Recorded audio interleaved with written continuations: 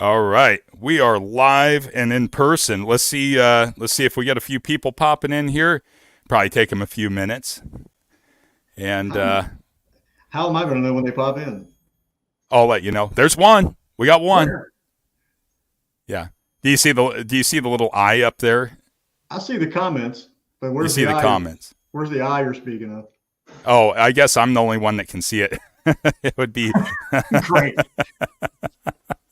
Okay. Oh, well, we got one person in here. Who knows who it is? Leave a comment next to the all of our wonderful pictures here, and hopefully we'll get a few more comments rolling in here. So we should be getting a few more folks in. I hope. There Oh, we I'm go. sure. Hey, it's Logan Chicken Little. This is my man, the guide. How you doing, Logan? Great fish today, by the way. So if you don't know who this is, Willie, this is my guide. I have only like two official guides I fish with. One is Uh, this guy fishing, and the other one is Logan Ellis. So Chicken Little, as he's affectionately known. you don't have two hats you can switch to real quick, nothing like that. I haven't. I was going to get one of his hats, but he ran out. So he's Oh, doing good. Hey, we got Derek in also, Triple D Oregon. Thanks for stopping in. Appreciate you being here. So we got enough folks to have a conversation. We'll see if Jake pops in and everything else. So tonight, everybody, I got Willie Gray from the Great Outdoors. He decided earlier in the week, we decided together that it would be good to have him on and just talk about all kinds of cool stuff. Because if I'm not entertaining enough, at least Willie can backfill and be entertaining. I can try. I'll give it a shot. I will do my best to not turn into Jim Carrey or Robin Williams or anything. I want to see your Robin Williams. You've always talked about doing Robin Williams, but I No, want to see. I don't impersonate Robin Williams. I just have that tendency occasionally when these little camera things get turned on to just all of a sudden, stand up and just start going off. I didn't. Yeah, okay. Well, that makes sense. I didn't know if we were going to get like a Patch Adams or a Mrs. Doubtfire or a Mork or Oh, no. yeah, just craziness.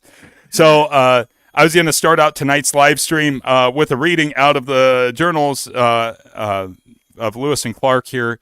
And the reason why I'm reading out of this is because both Meriwether Lewis and William Clark were both Virginians, and that's where Willie's from. He is a Virginian as well.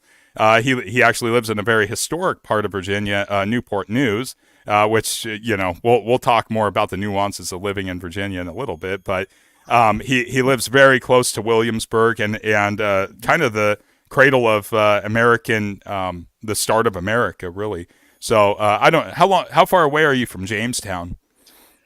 Well, Jamestown, Williamsburg, and Yorktown are all within 15 miles of each other.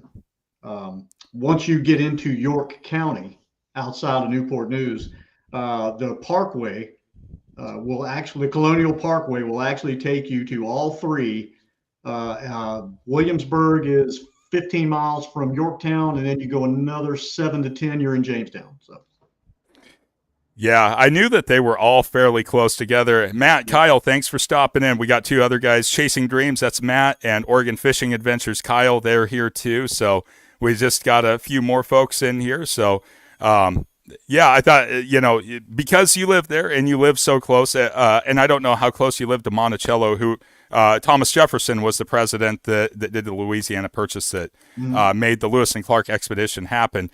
I found an excerpt, actually. So today is February 9th, 2024, and I found this excerpt from the book. So excuse me while I grab my reading pipe and, I'm gonna read you an excerpt. February 10th of 1806. So for those of you here in the Pacific Northwest, I'm gonna set the stage for you, okay?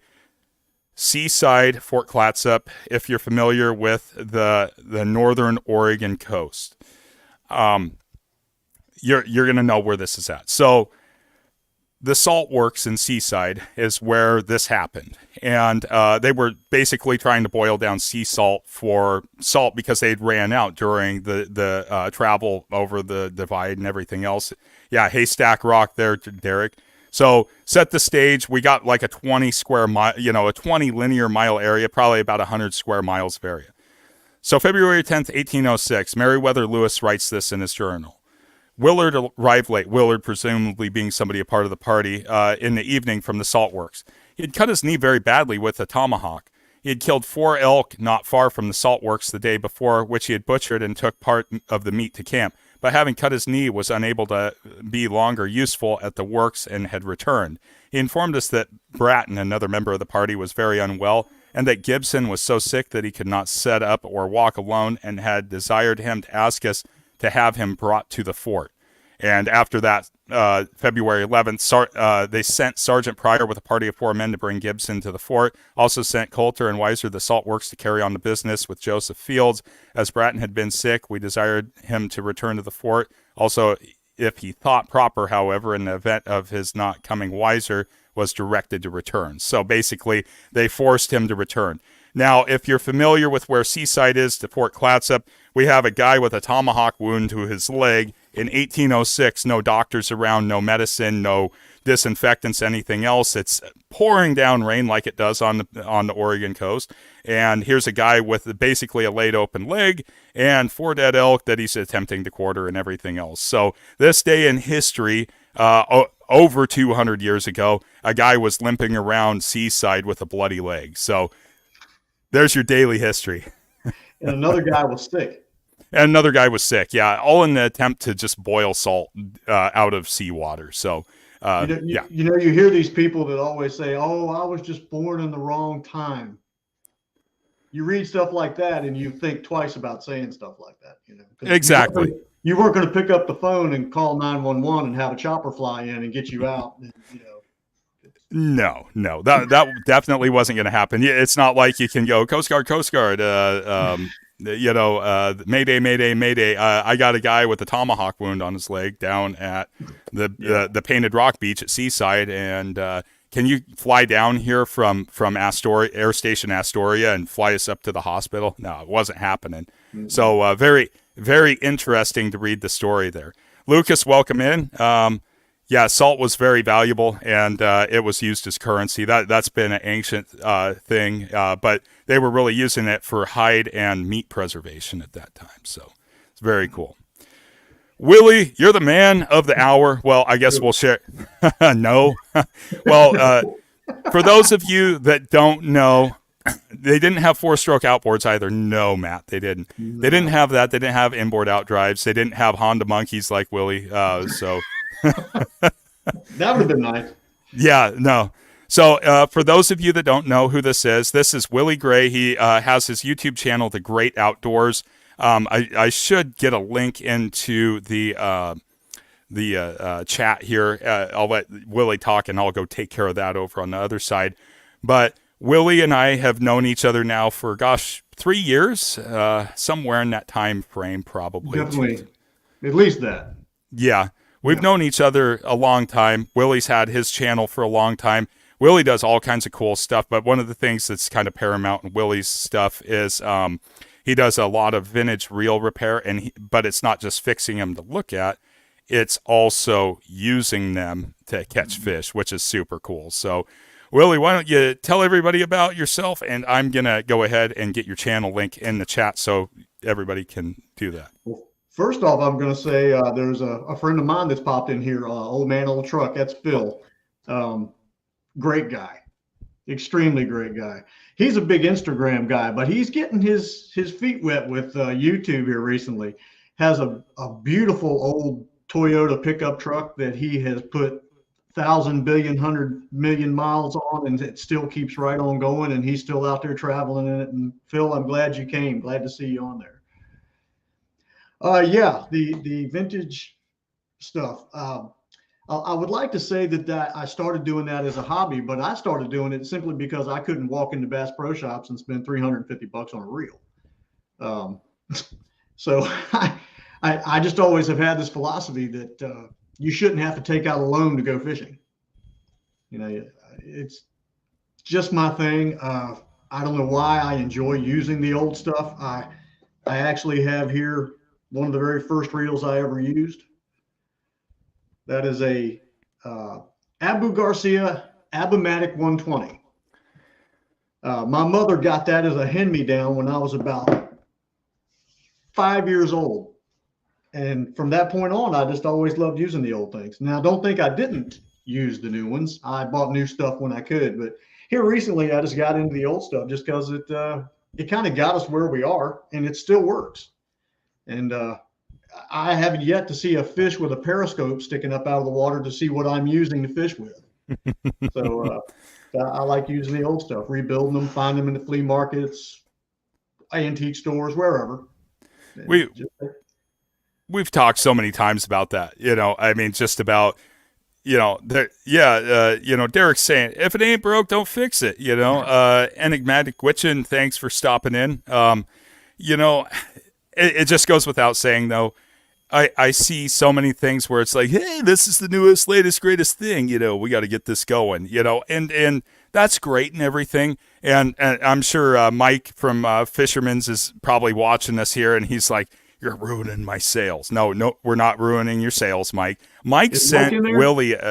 He will be watching, but I doubt he's going to comment. Mike just always kind of kicks back. So he just kicks back and observes. But Mike sent Willie Shakespeare, was it a 2062? Yeah, he's going to go get it. So Mike from Fisherman's Marine here in Oregon City gave me a reel, which in turn I sent that reel to Willie so that Willie could recondition it and rebuild it. He got some replacement parts for it, and he got that thing rolling.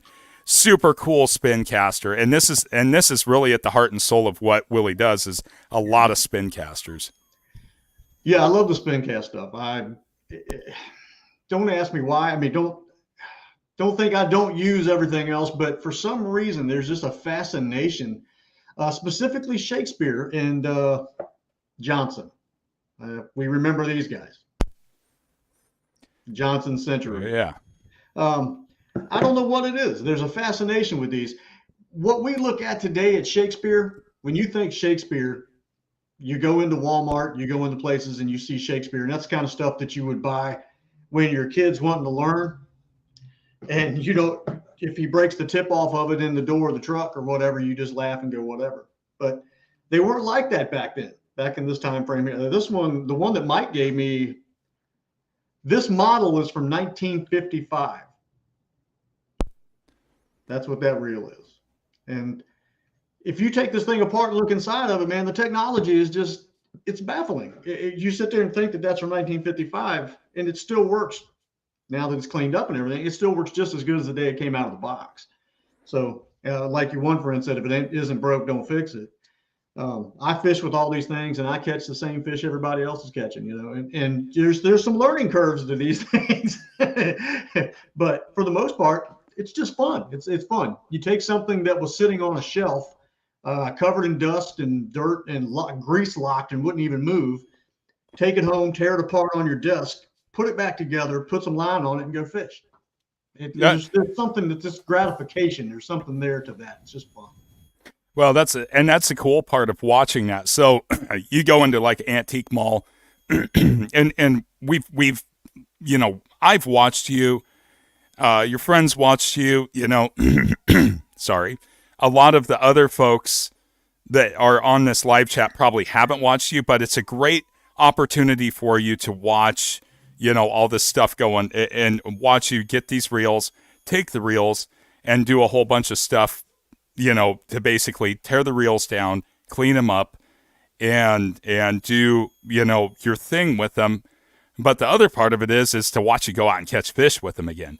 Because there again, everybody's got this notion, like these reels, like I have these Penn 209s, like you sent me one, and I picked up those other couple. People think, well, those are just wall hangers because now we have, Shimano, line counters out there that are $300 reels, and that's going to do a better job and all this other stuff. It's like, well, of course the technology's better. The gears are stronger. They're built, all that kind of stuff. However, the thing is that those spin reels, not only are they fun to use once you get through the nuances, but they still work. They're going to catch the fish. The fish haven't changed through all of that time. Mm-hmm. So, Sarah, My Style Baits, thanks so much for stopping in, Sarah. Really appreciate it. Sorry, I'm doing my Johnny Carson here. So, you got to have my tie. You're doing a fine job. I'm trying. Yeah. So I'm popping back over to do just a little bit of moderator work here. So, Jake, welcome in. Thanks for joining the conversation. Hey, Steve. Thanks for stopping in. We got Steve from Wyoming. We have My Style Baits here. That's Sarah. We have Jake, Hitch by Hitch, just introducing everybody to Willie here. So thank you guys so much for stopping in. So make sure to go up there and click the link that I shared. I'm going to go ahead and share it again. Hopefully it will share again. There we go. I can see that there's comments over there, but the problem is my glasses are good for either right here or back here. we got to get this here. So, anyways, 2.5 foot area, everything's blurry. Yeah, I just reshared Willie's link. Make sure go over, subscribe to his channel. He comes out with a new video every Sunday and Wednesday. Wednesday and Sundays, I try to do both. Mostly Sunday though. Yeah. So, well, Willie does a lot more than just. And sorry, I'm not like trying to sit here and say, oh, it's the Willie Show featuring Willie, but because eventually we'll get into a conversation. But for everybody here, Willie also does stuff. Willie's a major gearhead, so loves motorcycles, and he's done some really cool stuff with cars in the past. And he camps and he does all that kind of stuff. So Willie really does a lot of stuff that's up a lot of our alleys. He loves to be outside. He loves to enjoy the outdoors, and he does some really cool stuff. So elaborate a little bit on the motorcycles a little bit, and then we'll jump into the conversations that we really want to dive into. Well, motorcycles go way back. The first one I ever rode, my brother put me on a Z50 when I was about 3 years old. And not knowing how to ride, of course, I was 3 years old. I had no idea. I gunned the gas and slammed right into a tree with the thing. And I was hooked from that point on. I love two wheels. I didn't care if it was a motorcycle, a bicycle, even the old three-wheelers way back in the day that killed everybody and hurt everybody and all that kind of stuff. Those were cool. Oh, man, I loved them things. But I knew you had to know how to ride them. It wasn't – you couldn't just sit straight up and make turns with them. It wasn't that kind of thing. But through my motorcycle world, I did everything from motocross to Harley Davidsons. My first Harley Davidson was a 1968 Sportster. I rebuilt half of that. Then I bought another one in Huntington, West Virginia, and drove it all the way from Huntington, West Virginia back to Newport News, and then bought a 73 Sportster, rigid, chopper raked, the whole Easy Rider thing, I pulled into the driveway with that, and the first thing out of my dad's mouth was, "You're going to sell that, right?" Yeah, Dad, I think I'm getting rid of this one. But, yeah, your dad was a mechanic, though. Yeah, many Harley Davidsons and Triumphs and other things later. I'm actually down to two 2020 Honda Monkeys and a 2022 Royal Enfield Himalayan. Got it. Let me see if I can pull up a Honda Monkey here so people know what we're talking about. I can put the picture on my camera, I guess. Well, I'll probably do a share screen here just so people have an idea of what we're talking about, because this is a really cool bike, especially there again. We got Steve from Wyoming here. Steve is up in the backcountry of Wyoming, but he also comes down here to Oregon, does a lot of fishing, and I see a lot of other folks that would really, be into this, and do that. So let me see here. Well, the one monkey I have, the blue and white one, is set up for fishing. I mean, that's the one that I put the basket on with the tackle boxes on both sides and the rod holders on the back. Yeah, that's kind of your main one. Yeah. Let me go to the share screen here and do this. So hopefully everybody can see this. This is which one do you have, Willie? You got the blue one, right? The 2020? I have both the blue and white and the red and white. Let's take a closer look at this one. Yeah, so that's like the first one I bought. Such a cool little bike too. You take a look at that, the chrome fenders, everything else, just the way it's built, it's super cool. So so people know. it's totally designed to emulate the old Z50 of the 60s and 70s. Yeah. But they built it into a 125 and made signal lights and horns and all that. So it's legit to be on the road. So you're Yeah. not breaking land speed records with it, but you can, it's fun. It does Fits in the what? back of the pickup really well, fits on a rack really well, in the back of a van. It's an explorer's dream. I mean, you can go anywhere with it. Well, and super economical also, great fuel Oh, yeah. economy to get around. Looks like Steve. It's a 1.5 gallon tank, and you can get 128 miles out of Wow. a gallon and a half. That's if pretty. You drive easy. Yeah, if you're not really on the throttle too hard. Steve, he had a 1965 Harley Sportster. Cool. Yeah, cool bike for sure. That's very cool. I loved my old Sportsters. The only bad thing about them was being a 4-speed. When you're going 50 miles an hour, it sounds like you're going 150 miles an hour. They're wound up tight. And I loved riding them though. I enjoyed them, messing with them. And the one that I came out of Huntington, West Virginia with, I actually bought in pieces and put it together, built it, got it running, and left Huntington, which from where I live in Newport News, that is an 8.5, 9-hour drive in a car running 60 and 70 miles an hour. So I went halfway into Covington, Virginia, where my grandparents lived, stayed overnight there, and it came the rest of the way, arms asleep, letting the air out of the back tire because that was the only suspension that it had. And it was a journey. It was an adventure. Yeah. But super cool. See, Jake was like, "Send me to Brian." So, well, so everybody gets an idea who Willie is. That's the whole thing.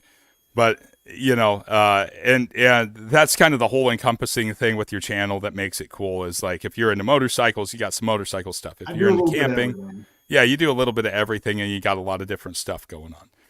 But fishing is the primary, but the other stuff comes along with it. Oh yeah, for sure. Wow, we either have people dropping like flies. I don't know. We went down to 3 folks in here, so I don't know what that's all about. But maybe they're just bounds. I don't know. I'm not that interesting. Apparently, neither one of us are. So either that or they're all going to dinner. They're like, "Oh, we don't want to hear it." They're probably coming in here to hear me rant about crab and fishing and all this other stuff. So, but we can definitely talk fishing because that's what brought us together ultimately was fishing. So I have to get way up here to look at the comments. Oh, Phil's trying to promote me. Yeah, you do your own music on your channel. I love Phil. Yeah. Hey, nothing wrong with that. I'm gonna have to write a song called "I Love Phil." Yeah, for sure. Get that one. Do that. That's on your list of things to do on top of everything else. Yeah. Well, so what brought us together was fishing, which is what the majority of folks are here to talk about. Vintage fishing reels and vintage fishing equipment, everything else, and I like to talk a lot about the history and all this other stuff about everything and share history and do all that kind of stuff with everybody. When we started talking about like vintage reels and vintage rods and everything else, you're in this realm of spin casting, and I'm in this realm of like heavy saltwater gear and bait casters and all this other stuff. And it's kind of one of those things that's all based on our fisheries, right? So we have some fisheries that are similar to each other, but a world different. We were talking about blue crab. You have a lot of blue crab in your area. Well, you did at one point, maybe touch a little bit on that fishery because you were telling me you go out there with a chicken neck, tie it on the end of a line, cast it out there and get one of these blue crab. Yeah. And here we are going after Dungeness with big steel cages and crab hawks and, little homemade crab snares and stuff like that. That's our thing. Crabbing's what we did while we were fishing. We would go down to the marina, or we'd go down somewhere where we could get on a little bit of a beach or some land and maybe a part of a pier or something. And we would tie a string and a chicken neck or you actually had crab nets, the little round nets that you lift up on and they would drop into a cone shape. You'd throw those out there, but you would mostly do that while you were fishing for flounder, spot, croaker, that kind of thing. So you would crab just to have something to do while you had the pole jammed in the sand waiting for the tip to start jumping. And then you go check your crab pot every so often and see if you got any crabs, and then put them in your 5-gallon bucket and take them home with you too. But those days, back in that time frame, you could catch 5 or 10 blue crabs at one time. You could also catch 2 croaker or 2 spot on a leader with 2 hooks at one time. And you just don't do that anymore. It just doesn't happen around here like it used to. Yeah. Sad, but I mean, is it just overfishing, overpopulation? a lot of that, dredging, things that they've changed, places that you can fish or you can't fish now that you could back then. Around here now, you have a lot of striper fishing and a lot of speckled trout fishing. Okay. And that makes up the majority of your saltwater fishing. Yeah. That I know that there's other, stuff that you kind of, you target and do all that with, but, yeah, it's kind of, it seems like there used to be a pretty prolific saltwater fishery in your area. And I was always under the impression that there was a really prolific saltwater fishery in your area. There still is to an extent. I mean, I'm only, let's see, about 2 hours from Nags Head, North Carolina, where we're at. And you have a lot of charter boats, a lot of guides and people that take out, people fishing out that way. And there's a lot of beach fishing because you can get the buggy passes and you can actually drive on the beach and fish from the beach and that kind of stuff. So you still have it. It's still here. Flounder's a huge thing around here. Problem is, unless you have a boat and can get out where they're at, around the beaches and things like that, the flounder just don't get big enough to keep. It's sad. It really is, because it didn't used to be like that. We used to go to Yorktown Beach, which is literally, and I mean, when I say Yorktown, I'm talking about where the battles actually happened, where all of that beach right there, you used to be able to fish. And you were catching flounder, massive flounder, some as big as manhole covers, Wow. catching them from the beach. Not anymore. It just doesn't happen anymore. And that's sad because, the whole Atlantic seaboard was always known as, everything I grew up seeing was surf fishing. As far as like beach shore surf fishing, it was all about the Atlantic seaboard. I'm just going to follow up on a couple comments here. So Jake, Hitch by Hitch, he left a couple. So this goes back to people talking about cleaning their crab. So if you saw some of my shorts, Willie, and if you looked at any of Jake's shorts or Steve's shorts or Earl's shorts or anybody else, you'll see us eviscerate a crab live. We use this thing called a cracking crab or a blade, and we, finish it off, peel it out, throw the guts out, everything else. Well, there's a very specific reason for that. I was hoping one of these ignorant naysayers would come on here about that. Blue crab they're a different species. They're a crab, but they're a different genus. When they're soft shell, from my understanding, you can eat the shell and everything on a blue crab. You eat the whole thing. Yeah, you eat everything. Yep. Dungeness crab shell is like swallowing razor blades. Okay. Ooh.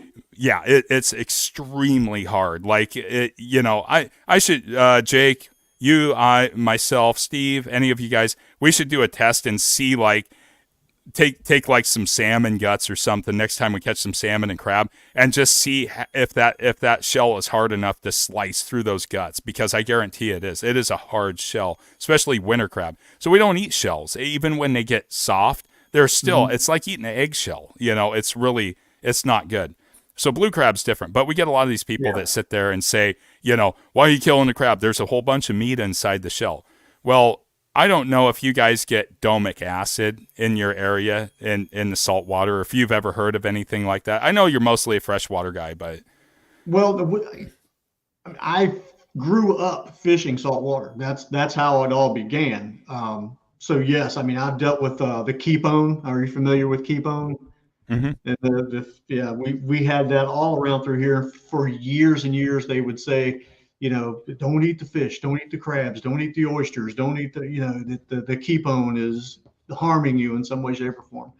But you had the diehard people that said, you can call it what you want, but we're going to keep on eating them no matter what you say. Yeah. And they did, and that's exactly what they did. But yeah, I mean, I grew up saltwater, and my mother was born in the mountains of Virginia. Hmm. That's where the freshwater came in. My dad couldn't fish. My dad was a terrible fisherman. He was born and raised right here in Newport News, and he couldn't fish to save his life. Poor guy. We used to say that Dad couldn't catch a fish sandwich if you threw it to him underhanded. He just couldn't. He was terrible at it. But my Oh, poor mother, on guy. the other hand, my mother grew up in the mountains, fishing, hunting, doing all that stuff. So she's the one that taught me to fish freshwater. Hmm. But here, my dad would send me to the marina with a rod and a reel and $10, and I would buy squid, Coke, and a candy bar, and I would catch 8 or 10 croakers and bring them back here, and Dad would clean them and eat them. So I grew up with that mentality of cast, jam it in the sand, and sit there. Okay. Gotcha. Yeah. So yeah, I believe me, I've done my share of saltwater fishing, everything from striper to flounder and croaker, you name it. I've caught them. Yeah. But something about the freshwater part of it just was more enticing to me. I liked it better. Oh, your gear lasts a lot longer too. Yeah, that's another thing. Doesn't rust to You pieces. definitely spend a lot of time cleaning corrosion and getting all that. I think of Yeah. all those micro reels that I destroyed. Oh, yeah. So I guess going back to the whole thing. So we eviscerate our crab here for, the great outdoors is Willie, Jake. So we kill the crab and then we steam them. And it's kind of become a new thing. Well, it's because we get a marine offshore, algae bloom. I don't know the exact genus of the algae, but it affects clams, oysters, and crab exclusively. But it doesn't make the crab dangerous to eat as long as you don't consume the viscera of the crab. Now, there's some people out there that they'll cook the crab whole in the shell. I grew up doing that. But we would get some crab that tasted bitter, and we'd get some that tasted sweet. And we always wanted the sweet stuff. That's what we wanted. We wanted the good tasting crab. But what, like Jake, Matt, myself, all of us have noticed is if we pre-eviscerate the crab, the flavor's better. And by removing all that viscera, it removes a lot of the toxins, because that's where a lot of this domic acid toxin is contained. And some people are like, well, that's the government saying that so you don't go fish, and all this kind of stuff. It's because people have got sick from it. I mean, that's the whole thing. And there's vulnerable populations. So it's always funny to me to hear, somebody from Virginia, North Carolina, South Carolina, Georgia, any of the Gulf states, they say, you stupid Yankees, you're killing these crab and you're wasting all this meat. What I would love to do is I would like to take one of these people. I'm going to cook a whole Dungeness crab, and I'm going to say, here you go. Go ahead. The first bite of lung meat, they're going to think that crab is garbage, because I've accidentally got into that meat when I've cooked them whole, picking that stuff. Maryland, yeah, Jake, I mean, all that kind of stuff. So, it's one of those things. What we have in the blue crabs here, we have something we call dead man. And that was, we actually take a live crab, we take a live blue crab, drop it right in boiling water. Mm-hmm. Cook the whole crab. Okay, break the shell off, break him in half once you get him cooked, and then inside you have the yellow junk that they called a dead man. And you would just wash all of that out of it. And then you start picking your crab. Very few people around here actually break and eat. These people around here are break, make a pile, break, make a pile, break, make a pile. So they will actually spend all that time breaking the crab open and make this pile of crab meat before they eat anything. That sounds like us. Yeah, well, that's just how they do it around here. I can't tell you how many times I sat at a picnic table in a backyard shooing flies and breaking crabs. Yeah. Flies are just everywhere. You know. Oh yeah, they like the smell of that. They like it as much as Yeah. we do. Yep. Man. So going back, Jake, I'm just going back through the comments. Yes, I made like a crab linguine, and I also make crab omelets and stuff like that. I make a lot of good stuff with my Dungeness crab. So all of that. Looks like Kyle, you grew up doing a lot of saltwater fishing, but haven't in years. I know that you're kind of close, but not close to the beach there, Kyle. So sometime we just got to go surf fish, and I need to throw you in my boat for steelhead. Lucas has a question for Willie. What type of fishery would be considered sensitive in your area, Willie? Like, in my area, people are like all wiggy about steelhead, right?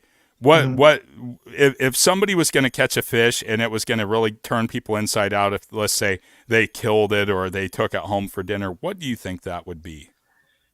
Man, that would be in Virginia for whatever reason. And I don't know what it's like out there. Fish in general, you got the people that will put a sign up next to a mud hole after it rains, no fishing. So to pick any one particular fish, flounder would probably be, I would say, probably the first one on somebody's list, because the sizes change so much on what you can keep and what you can't. Plus, they're really the hardest one to catch out of the group these days. But yeah, we have so many places that we used to be able to fish that we can't now. Why we can't, we don't even know. It's just a sign went up. Why? Mm-hmm. I don't know. So it's not just any one particular fish being protected, but all of them. You know, anybody. Oh, as you can see, I don't know if you see my shirt. Catch and release. I usually do that.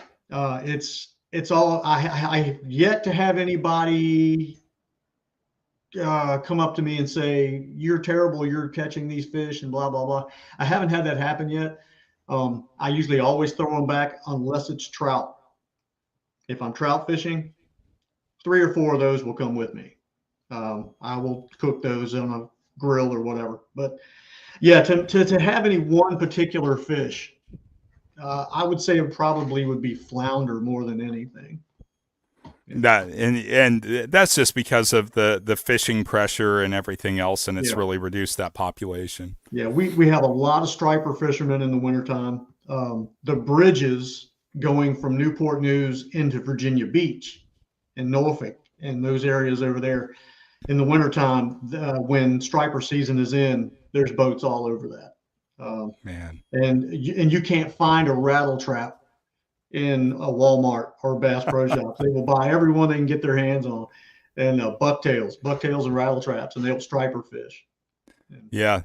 I couldn't imagine being able to, like, you would love our fisheries here, but I would love to come fish your fisheries, because we have a couple rivers where we do have stripers run in, because stripers are anadromous.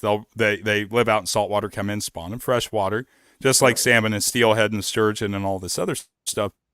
But I would just love to go. I've watched so many videos of guys like chucking these giant jerk baits. They're just out there rip, rip, rip, rip. And I know, like, from fishing smallmouth with jerk baits and just getting absolutely demolished on jerk baits. Mm-hmm. I could only imagine a 40 to 50 inch striper just hammering.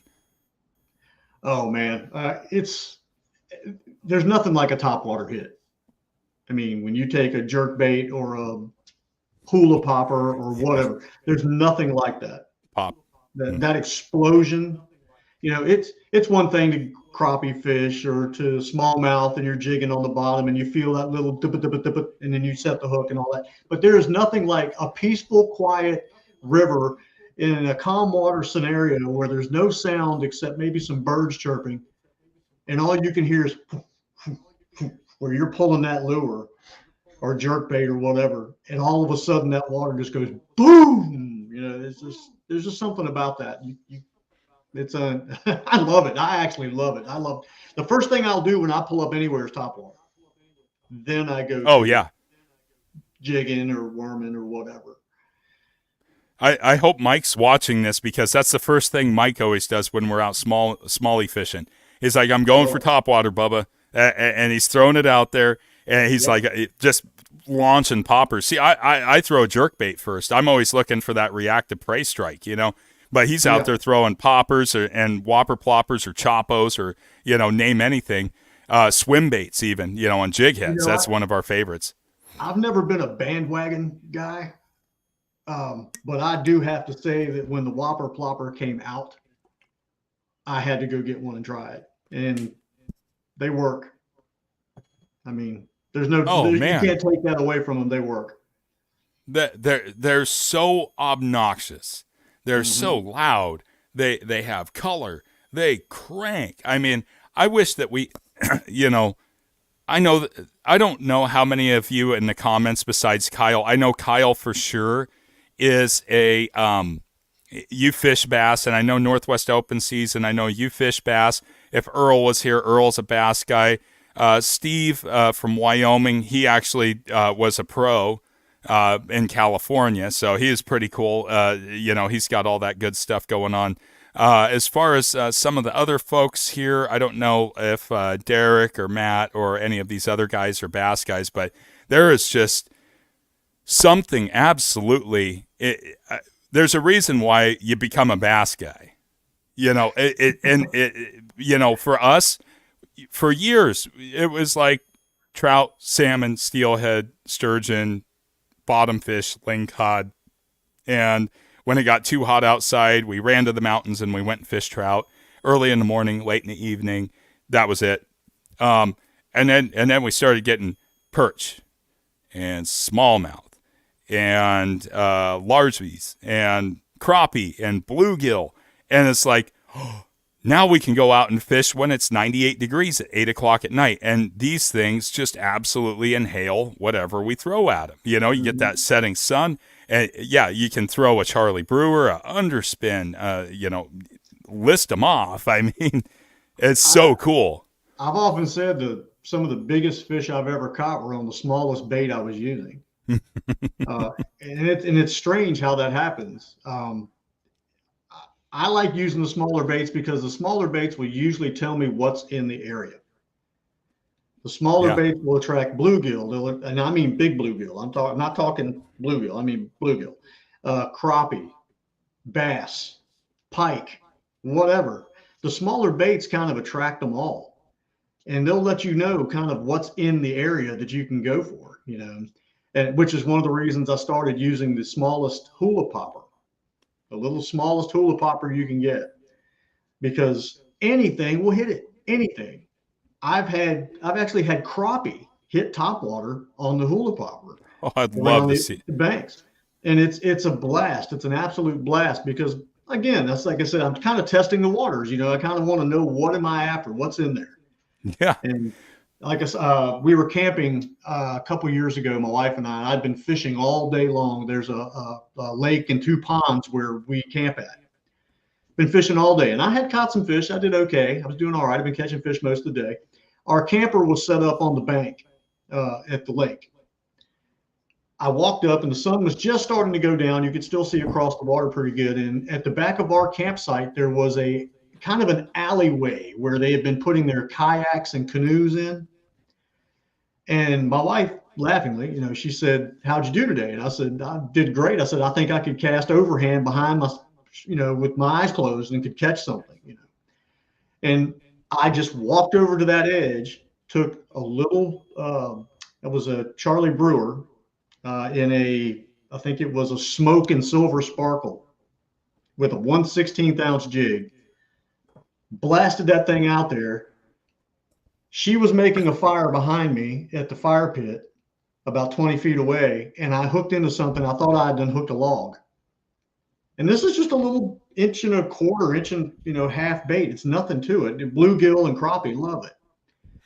So when I realized that the water was churning and swirling and that I had cast it into about 2 foot of water, but the water for about 20 feet was nothing more than about 6 inches, I actually had to wade out, walk out through the mud and water and grab this bass. She thought I had dove in, and I come out with a almost 5-pound largemouth. Whoa. I'm talking about something with a mouth big enough to eat a softball, went after a bait that big. Wow. And so I've had incidences like that where I've caught large fish on teeny tiny baits. Yeah, you get And that little so one. yeah, so it doesn't hurt my feelings to go out and blast a little teeny bait when I can watch the guy down from me blasting I don't know, a full size, 7-inch jerk bait or throwing the 7-inch worm at the bottom, and they're not catching anything. But I'm taking that little tiny bait and I'm catching bluegill, crappie, bass, okay, whatever. Yeah. It's, Well, it's not everybody fishes that way. It's just the way I do it. Well, I was just going through the comments over here. Kyle, he loves to chase the smallmouth bass, of course. And like I said, I mentioned him. Matt, actually, I remember that short. So he was out at one of our local reservoirs, and he got a really nice small largie, actually. Let's see. But he does the chatterbait and Senkos. That's kind of his thing. You're throwing the smaller stuff, but he's throwing something a little bit bigger there. Let's see, Lucas. I like to throw a small Senko. Bass Pro Shops actually makes one called a Sticko. That's about a 3-inch version of the Senko. Mm-hmm. And I will use that a lot and catch a lot of bass. Wacky rigging it, just throwing it, and they work really well. They're good baits. Yeah. Well, we're coming around to our time of year when like the river smallmouth are going to start slowly coming to life, and it's going to be a drop shot game. Let's see. Let's see. Kyle here. He just did this one. He likes tubes and finesse worms a lot. And tubes and finesse worms. Sorry, guys, I'm fighting off a cold, but the tubes and the finesse worms, man, they are absolutely excellent. I got a 1.5 pound smallmouth on one of those little Shakespeare dock runners. I had to go. So I was at work. I didn't bring a rod, and the weather got nice all of a sudden. I'm like, I got to go fish because I'm like, if I stay at work any longer, I'm going to kill one of these students. I had like 4 hours in between, class and all this other stuff, and these kids are like, it's spring. So I went down and I bought a pack of crappie tube jigs. Earl, welcome in. Thanks for stopping in. Earl, the Reef Robbers here. Oh, good. I've heard a lot about Earl. Yeah. We'll wait for Earl to comment in here. So I got this little pack of the black with chartreuse, little squiggly tail, whatever you want to call it. It was a tube. And I pitched it in off the bank with this little dock runner, and I had those little 16th-ounce rubber twist weights. I got that out there, and my rod goes thump, thump, thump, and I was like, whoa, I got something good. And I'm like fighting, and I'm like, whoa, this is a big tank smallie. So I catch this fish, I take a picture of it next to the dock runner. It's almost as big as the dock runner, in length and everything else. And I pitch it back. I come back to the same spot a week later. Here, I'm dead positive, same bass sitting over a bed. And the week before, the water was absolutely chocolate milk. It was just by chance that I dropped this jig right on top of this bass that was in pre-spawn. I had no idea it was spawning because I couldn't see the bottom. And I come back with polarized sunglasses, and boom, there it is. Yeah, it's just super cool. So I love the dock runners. We actually, every Easter, I have 3 of them. I have 3 dock runners. And every Easter, my 2 boys and I would have a competition up at the lake using nothing but dock runners. And you should see something, man. I caught a 2.5 pound crappie, black crappie on the dock runner. And my son Lucas, he caught a almost 3 pound largemouth on the dock runner. And but they're an absolute blast to use. And we were using the little Zebco trigger, the little trigger reel. Oh yeah, the little trigger underspins. Mm-hmm. Where is it? Here it is. I'll show you. So Matt said he's got one that he's been using for ice fishing. That is such a cool reel. That is from the 80s. Oh, that is too cool. And that's a Zebco? That's a Zebco. That little tin can piece of trash? They made them in the 80s. They made a UL4, a UL3, and then they had a 33 and a couple of others. But I bet you I've had at one time probably 15 of these things. I would just completely wear them out. My cousin and I, we call them trash cans because that's what they look like. It literally looks like if you took the crank off of it, you have a hole at the top to put your trash in, and it looks like a trash can. It should be sitting in the hallway. Absolutely. They're great little reels. So it looks like Kyle here, he's got a 6'2" light action spinning rod for a smallmouth. He runs 6-pound P-Line CX premium line on his. Definitely a pretty good setup, actually, for smallies. You know, a little 5.5 to 6 foot rod, and you use a lot of 6 foot rods mostly for your bass fishing and crappie. I will go 5, 6 to 7 foot. That's usually the world that I'm in. But I like 6 and 6.5. That's what I like to use the most anyway. Yeah, ultralight, medium light. It just really depends. Really just depends. Depends on what I'm going to take out, and it really depends on the reel. Because using these, like the one I got from Mike, mm-hmm. you know, this is an underspin. This is an underspin reel. So the rods that they used to make, that Shakespeare actually made for these reels, they don't make anymore.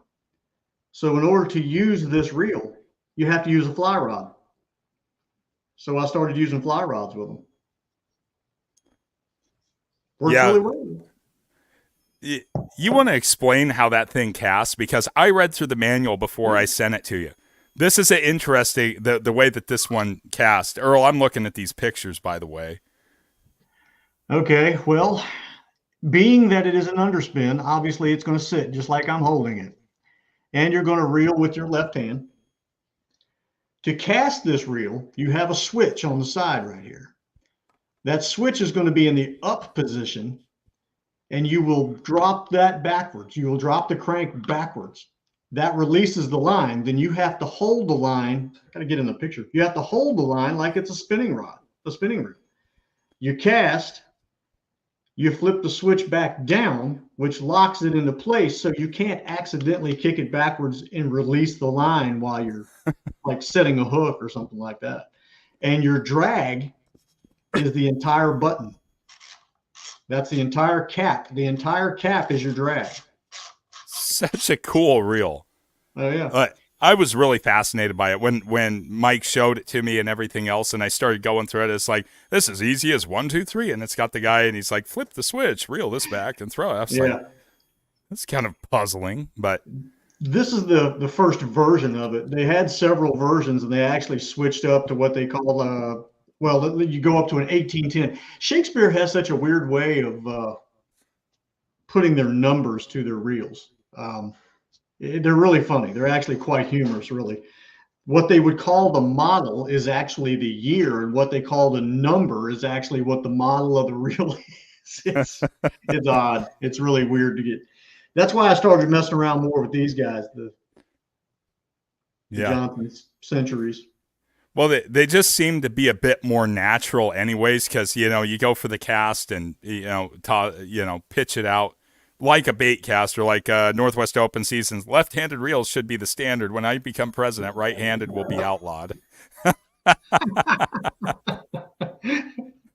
Well, you know, see, and then we got Earl with the rebuttal here. Well, then you should never become president then.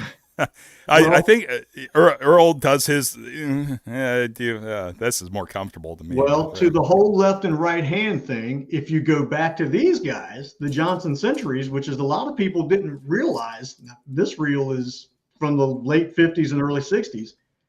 You could switch sides with this reel. You take the screws out of this side, you put the crank on this side, and then you flip a switch on the side.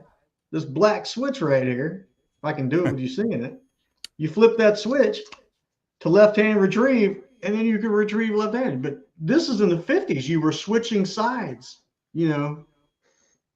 Look at that, bait caster. Yeah, so this is a left-hander Northwest Open Season, so there you go. I can't, if somebody hands me a right-handed bait caster, I'm screwed. I can't do it. Absolutely can't do it. Well, I But can't catch one. I'd save my life. So I mean, there's I actually can. there's a really funny opening sequence to your videos where you do this and then you do this. And I believe I have that reel somewhere. Was that what? That one, I don't know if you got that one. You Well, got the I have the Abu Ambassador 5500. the Was that 55. one? I don't Yeah, think the 55 is not the one I threw. I wouldn't send a reel to you that I threw. I would.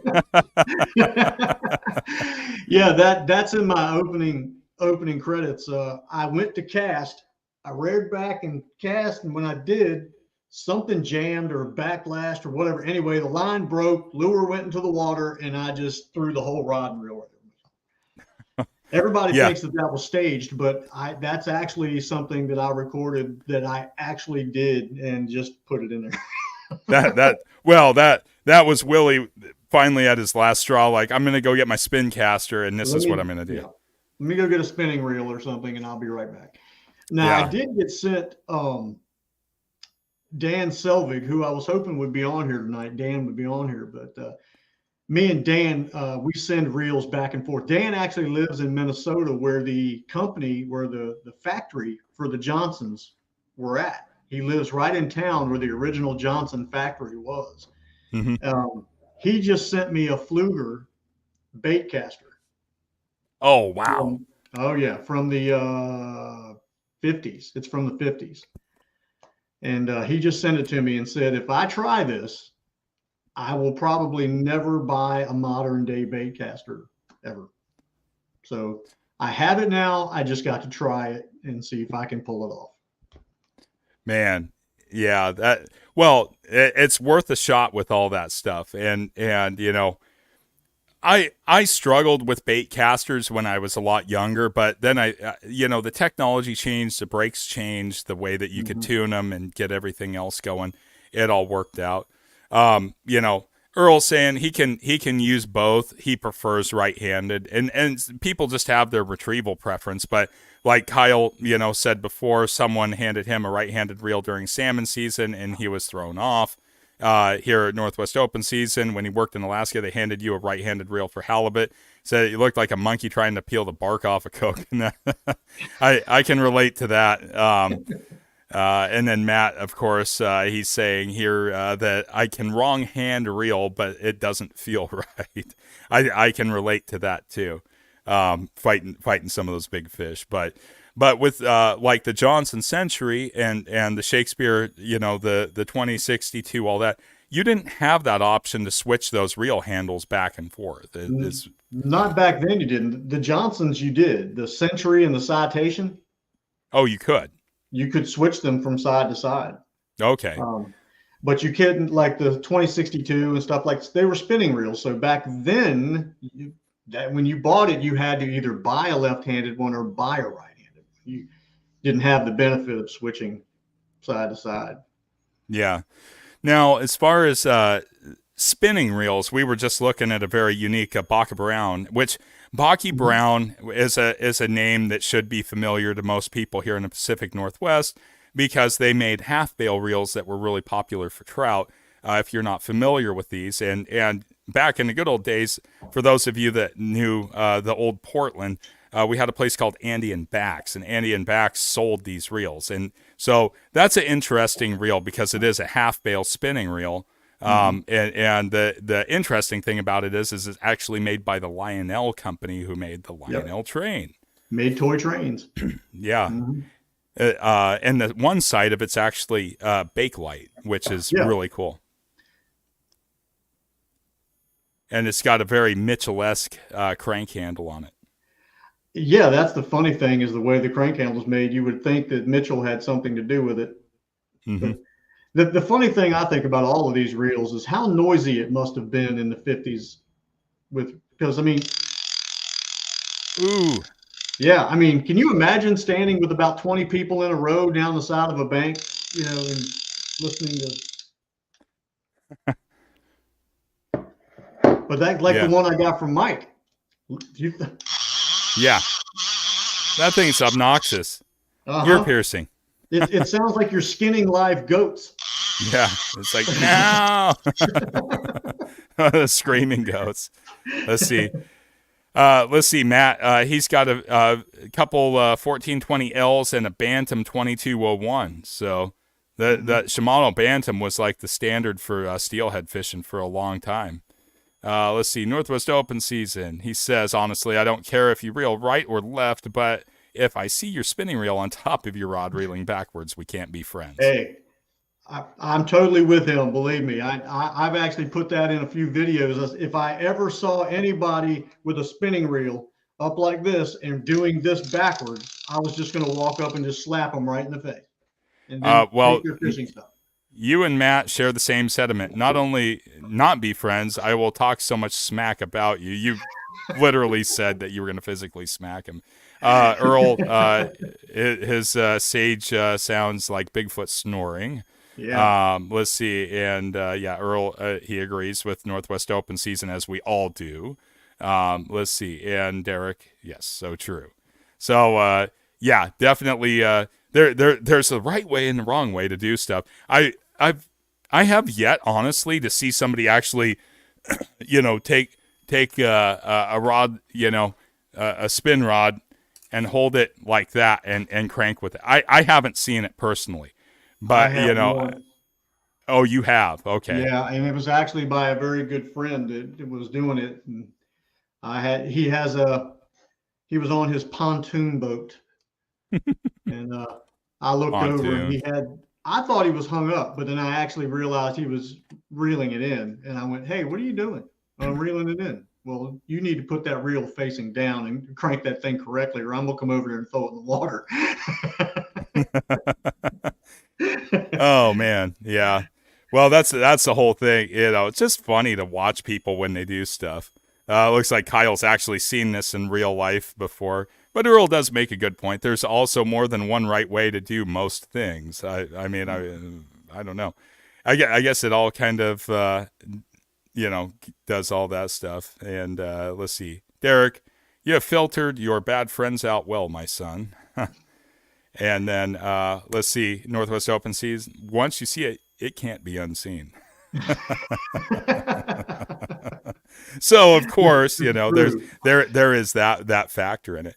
Man, it's just one of the cool things about all this, though, is that all this stuff is seeing action. And you took that Bach Brown half bail out and you fished with it and did all that. Yeah. For those the folks here in the live chat that haven't watched your channel, haven't watched your videos, you're pretty much going after freshwater panfish and all that kind of stuff. And you got a couple spots that you really prefer to fish, and so you have those lined up, and they're available to you fairly local. Yeah, one of the places that I fished the most is, I call it my review spot, and I've been very fortunate that I have family that lives on this particular lake, because like I was saying earlier, Virginia has a terrible thing with jamming no fishing signs up next to anything. They think it's going to have water in it. They'll jam a sign up next to it saying no fishing. But I was very fortunate that he has allowed me to fish there anytime I want, whenever I want. And that's always helped me with these old reels when I tear them apart and wanting to see if they function correctly, to be able to drive, 10 miles to his house and just fish all day if I want. That's been very fortunate, which a couple of people have told me, other YouTubers that have told me that they rebuild these reels and stuff, but I'm the only one that they've seen that actually rebuilds them and goes fishing with them. Yeah. So if you didn't know, Earl's also from Virginia too. Oh, really? So I just put that comment up there on the screen. So what part of Virginia can I talk bad about, Earl, that you lived in? Yeah, because we were gonna go into this whole thing here. So, let's see. Kyle says, I want to know where people get this idea from that you hold a spinning reel that way. Anyways, there isn't a single tutorial out there about using a reel that way. Common sense isn't so common. Of course, well, Kyle. It even breaks the law of physics. You're holding it straight up. The weight obviously wants to be down. Yeah, wants to swing down. Yeah, it's kind of like taking a hammer. I'll give you an example. we got this beautiful head on this S-wing hammer, but let's go ahead and turn it around and use this side to drive the nail. I mean, Exactly.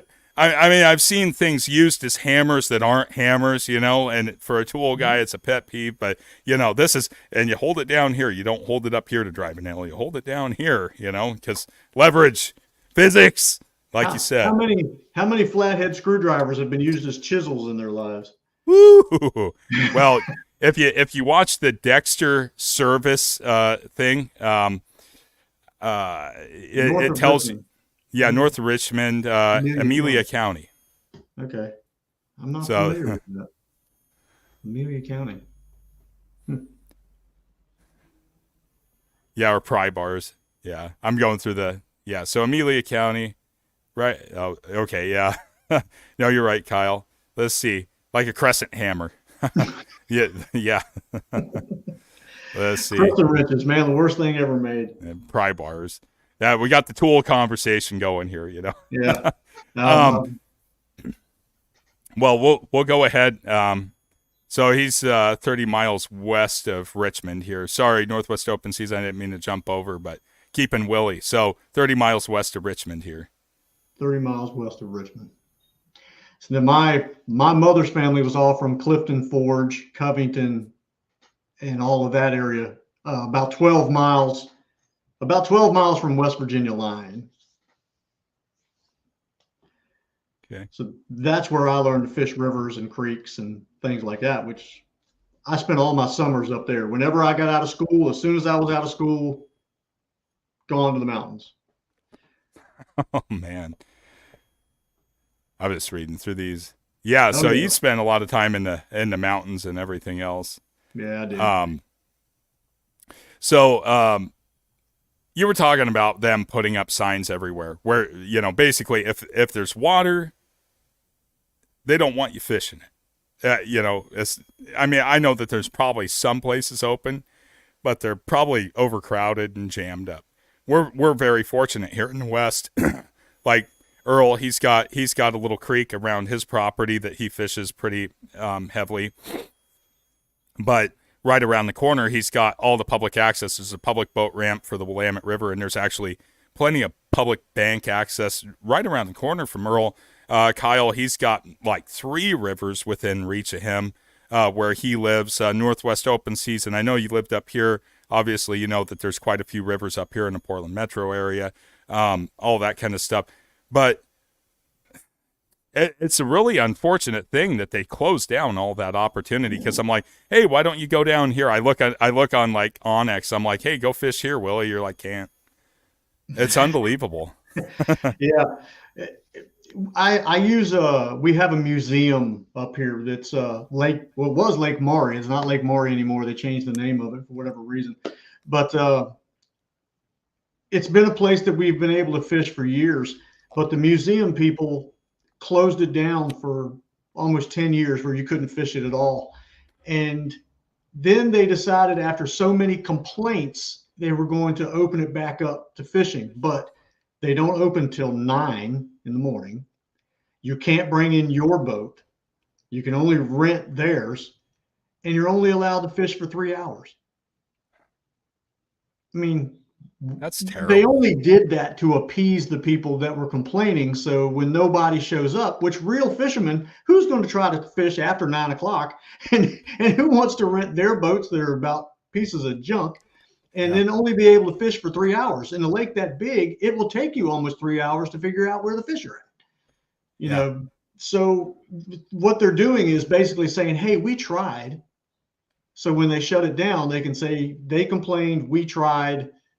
And so that's and they're sad because there's nice fish in that lake. There's really nice fish in that lake. And so terrible. It's just a stupid way to say, oh, I'm sorry, we tried to make you happy, but it didn't work, Yeah. I mean, it just gets. You didn't ask a fisherman. You just made up some stupid rules and decided to try. Yeah. And that's really the sad part of it. It's disheartening to me to see the amount of area that gets privatized, and I read about it a lot because it's definitely a concern here especially with the expanse and mass of area that we have, and seeing what's happened on the East Coast and the Midwest, and how people have been able to string barbed wire through rivers and all that kind of stuff. Let's see. Hey Ted, how you doing? Thanks for stopping by. The thing is that the private property, all that kind of stuff, where there's just all kinds of things that get locked down and get taken away from us, really robs us of the opportunity for the recreation. But it's not only that. Let's cross over into, dual sport riding. Like you have a Royal Enfield Himalayan, which is truly, I mean, it's a dual sport touring bike, at its heart and soul. What happens if you're like, hey, I want to go do like a 500-mile ride or something like that up through like the mountains and everything? How many gated roads are you going to run into? Nowadays, it seems like you run into more. I don't know if you're familiar. Are you familiar with the BDRs? No, enlighten me on that. You have to go on YouTube. There's I'm trying to remember what it stands for. Back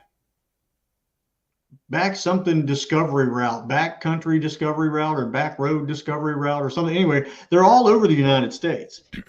And it's a group of motorcycle riders that got together and found all of these routes that are mostly back roads, dirt roads, gravel roads, trails that can get you from point A to point B over hundreds and hundreds of miles.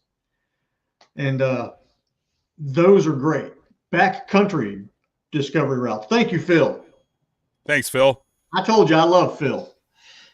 Phil does a clutch. lot of this stuff in his Toyota, so he knows a lot about all this stuff. So, but they just in the last year or so in Virginia started one that comes out of Damascus, Virginia, goes all the way up into Maryland and then into Pennsylvania and all of that. And they are just back roads, man, just dirt, gravel roads. Virginia, you have a few more paved ones than everywhere else than you would in Arizona, or you would in, I mean, there's an Oregon, I believe. Oh yeah, I'm sure there is. We have tons of logging roads. There's an Oregon BDR, if I'm not mistaken. But there's a bunch of them, and they're very exciting to watch. And you get on YouTube and watch the group and watch them travel, you'll probably see places that they're riding that you go, hey, I know where that's at. Yeah, I'm just looking it up while you're talking about it here really quick. Yeah, so we have the Oregon Backcountry Discovery Route, the ORBDR, and it looks like the last time this was updated, it's loading up a GIS map, a ArcGIS map, but last time it was updated was in 2022. It's going to take its time. Do. Well, it's giving me like a map of the western United States here, essentially. So, okay. This is cool. Got it. Okay, so it's roughly following what we call US 97 here. That we do this stuff. So Phil commented in 2022 he drove the Trans-American Trail. It runs from Kitty Hawk, North Carolina to Port Orford, Oregon. Look at that. Wow, that's a lot of miles. That is a lot of miles. Port Orford's beautiful, by the way. It's an absolutely beautiful place on the coast, and it's where Port Orford cedar comes from, where you get all your cedar arrows for bow. Well, Phil has the world's greatest Toyota pickup. I didn't know if you knew that or not, but Phil. No, I didn't. No, he does. He has the world's greatest Toyota pickup truck. Well, what am I doing not getting subscribed to this guy? See, I have my Tacoma, right? I'm a Toyota guy, so definitely. Yeah, I definitely need to get on the ball here and get over and subscribe to Phil. So I'm going to make sure I take care of that really quick. But a lot of these BDRs, Brian, they go right by rivers. They're riding with rivers. Yeah. So it's like ride, fish. Yeah, exactly. Best of both worlds. It would take me 5 times as long to do a BDR as it would anybody else, because I'd be every 35 feet, I'd be pulling off the road and casting. Yeah, that's my problem. Yeah, that's the whole thing. Matt, he's saying the whole South Coast is amazing. Yes, it's beautiful down there. And then Earl's asking him if he's going out tomorrow. So it sounds like we're going to have a crab rodeo out there in one of the bays. So good stuff. So yeah, I got to check out that BDR. Oh yeah, man, you'd love I it. mean, well, I have it now. I searched for it. Now it'll be in my search. And so I'll have to do that. You'll really enjoy thank you, Phil. watching. I appreciate it. Phil subscribed to me too. So I appreciate it, Phil. Super cool. I'm going to check out your stuff. I'm really good at watching videos when I run on the treadmill in the morning. So, See, now you're going to have to love Bill too, or Phil. well, Sorry. yeah. Look, you're just getting ready to walk off here. Oh, Earl's going out after Lingcod, and looks like Matt is going to go explore Charleston Bay, a beautiful bay, by the way. So, good stuff. Hey, guess what I'm doing tomorrow? What are you doing? I'm going to Pocahontas State Park in Chesterfield, Virginia. And we were going just to check out the campground because it's a state park and they're open year round. I looked on the website and they have a beginner's fishing course tomorrow. I'm going to take it. That's going to be fun, actually. Go in there and act completely stupid. Well, I don't have no problem acting that way. Well, oh God, here we go. So go in there and act like you don't know what you're doing. How's that? Is that better? Like go in there and just act like you don't know what's going on. Just now that go articulate. I'll tell you my little thing. I'll get these up here so you can see them easier. Chesterfield was about 30 minutes from where Earl grew up. Or is that what it says? Yeah. Let's see. Chesterfield. Yeah. So Chesterfield was about 30 minutes from where I grew up. Well, that's where I'm going tomorrow. Now, it's about a 2-hour drive for me, but we're going to leave in the morning and go up there. My wife and I are both going. Tomorrow is my birthday, and that's what I wanted to do. And we were going just to check out the campground because we just wanted to check out the sites and what they were like and all that. And as I was going down their events for the day, I found that tomorrow morning at 10 o'clock, from 10 to 11:30, they had a beginner's fishing course. And so I signed up. Well, that's going to be cool. And happy birthday, by the way. Oh, well, thank you very much. Looks like you got a happy birthday from Earl. Thank you, Earl. And from Phil here. So thank you, Phil. Yeah. So, no, very cool. Are you going to film it? Oh yeah. That was if they allow it. I'm hoping that they do. I actually called and talked to one of the rangers, and when I told them that I have my own YouTube channel and I work a lot with vintage fishing equipment and all that, the girl that she told me that the gentleman that is putting the class on is from Texas, and he doesn't fish Virginia very much. He doesn't know how. He's having to do a lot of homework to be able to teach these people. However many there's going to be. And I said, well, I can help if you'd like. And she said, I'm sure he'll love that. So next thing you know, I'm bringing a bunch of old equipment and I might be helping him out. So just thought it would be cool. Fun. Northwest Open Season says happy birthday as well. He also posed a question to Earl, which goes back to our crab evisceration thing. Earl, do you notice a difference in the flavor of crab when you cook them whole versus cooking cleaned halves? And Earl said, absolutely. And we were kind of discussing that, not only because of the domic acid and all that kind of stuff, but also it does pretty much even out the flavor all the way across the board. That's what we've all noticed. Earl's asking if it's your 40th. Earl's being a smart Alex, what Earl's doing. Earl. Like usual. Like usual.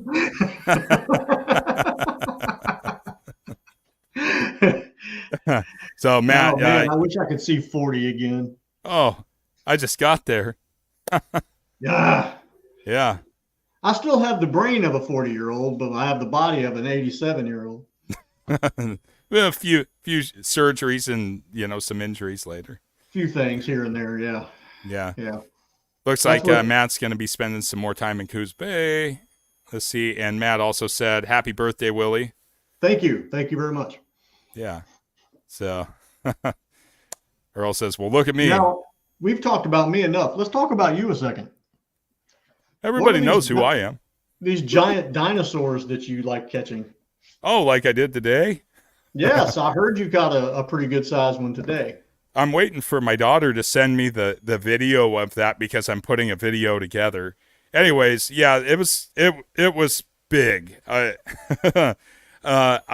like catching 3 to 4 foot sturgeon. That's right. That's like Goldilocks and the Three Bears. One's too small, one's too big, and one's just right. This one was too big.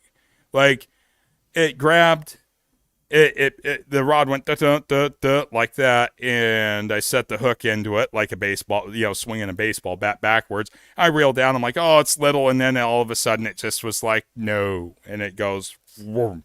I had it at 80 feet. It ran out to 200 feet. I got it back to 60 feet. It ran to 175 feet. Mind you, this is all over the course of about 15 to 18 minutes. I finally sit down on my rear casting stand in my drift boat, and I'm just sitting there holding on to it, cranking as hard as I can. I finally get it. I get it up to 20 feet. It makes another death run and a death roll all over my line, which means that now I'm pulling in 130-pound fish sideways, basically. Finally get it to unspin itself, get it up to the side of the boat, and I'm pretty sure it was a hen sturgeon. It's got, I'm going to guesstimate the girth on it at about 20 inches at the gut. So it was a pretty heavy fish, 6 foot all day long. It went from my transom halfway down my boat.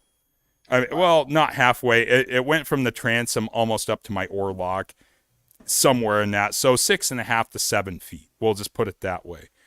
And I kick it off. I thought I had it righted. I kind of spun it sideways. I thought she was going to swim off.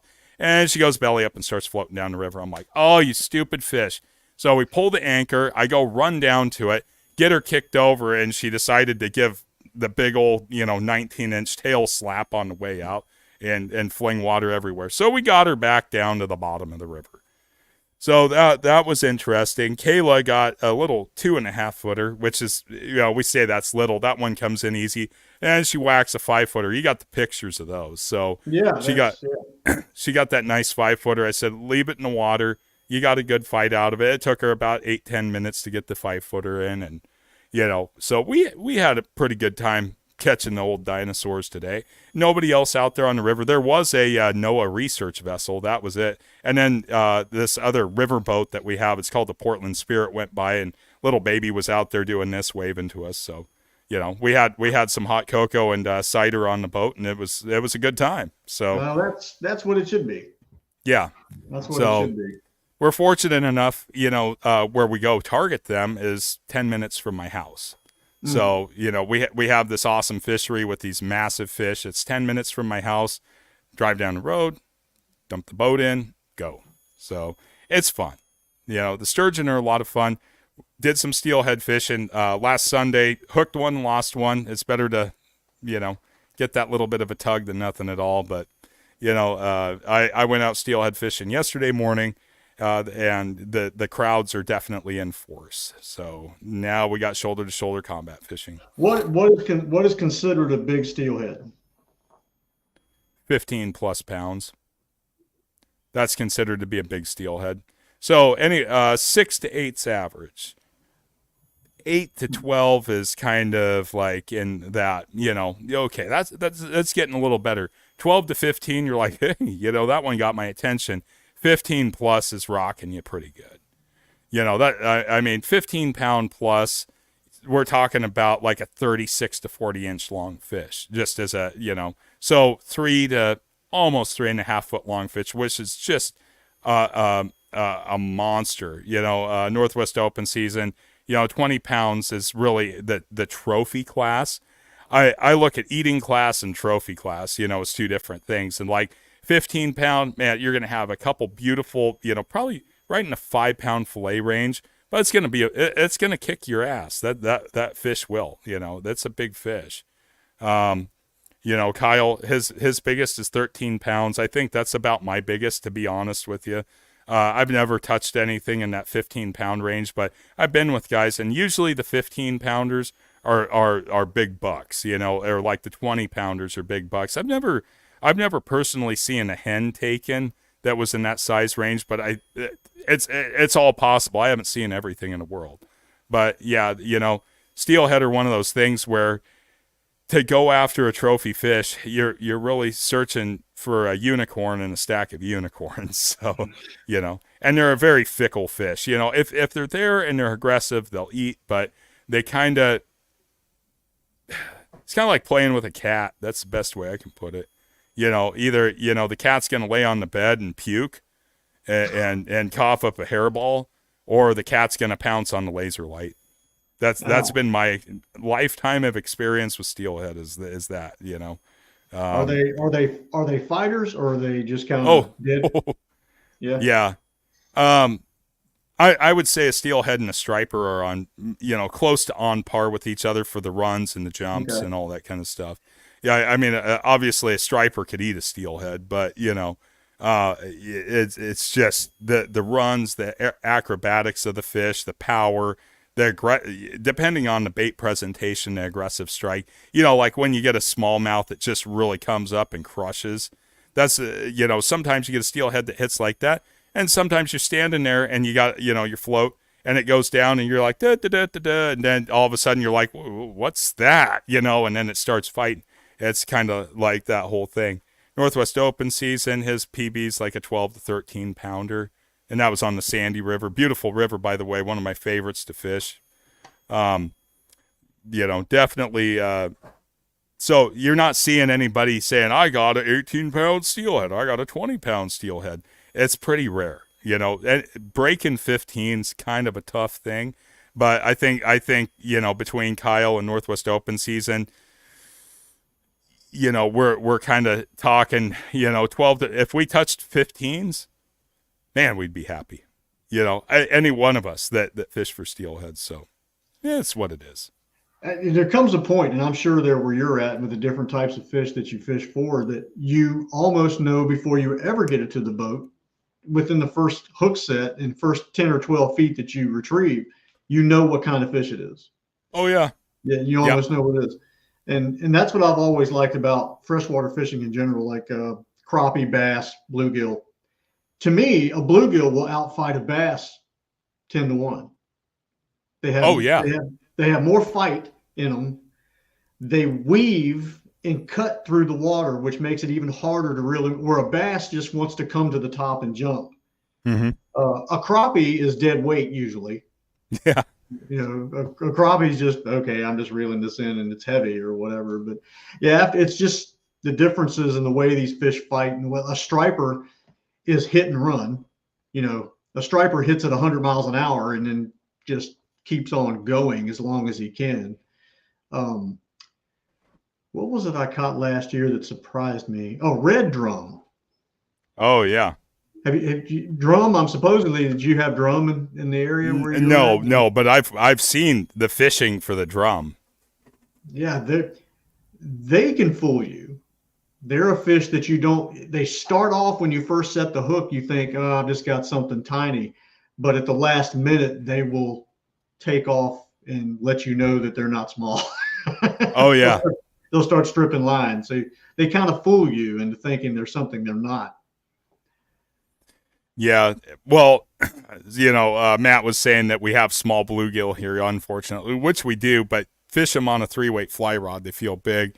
Here's Kyle, and I mean, even Earl, he commented pound for pound, bluegill's hardest fighter, hands down, but here's Kyle, coho are probably his second favorite to steelhead. Coho's a silver salmon. And they make major death rolls when they hit hard, they hit fast, they're aggressive. They have, a ton of power. Some people say, oh, it's like reeling up a wet sock out in the ocean. I haven't had a coho that was like reeling up a wet sock in the ocean. They're absolutely reckless. We've watched them on really high-end electronics. They'll come from like 190 feet deep and just fly up into your gear like a missile and just hit it. Mm-hmm. You can watch it. It's pretty impressive. And when they hit, it's just wham. Any one of the other guys in the chat can tell you about that. But Earl is talking about our good old sewer salmon here. Carp fight really hard too. I call them sewer salmon, but I know some people hold them in pretty high regard. It's too bad we didn't have like some European carp guy on here. Hey, how do you like catching them sewer salmon? we have carp. The campground that I like to stay in, they got some carp up there that are almost 3 feet long. Wow. And there's a lot of people that Huge. like to fish out there and do the whole cast and stick it in the ground thing, put a hot dog on a hook or something and cast it Hmm. out there. And I was across the lake one afternoon watching a guy do this, and it looked like a brand new combo right out of Walmart. Bright orange, real bright orange rod. It was right out of Walmart. You could tell.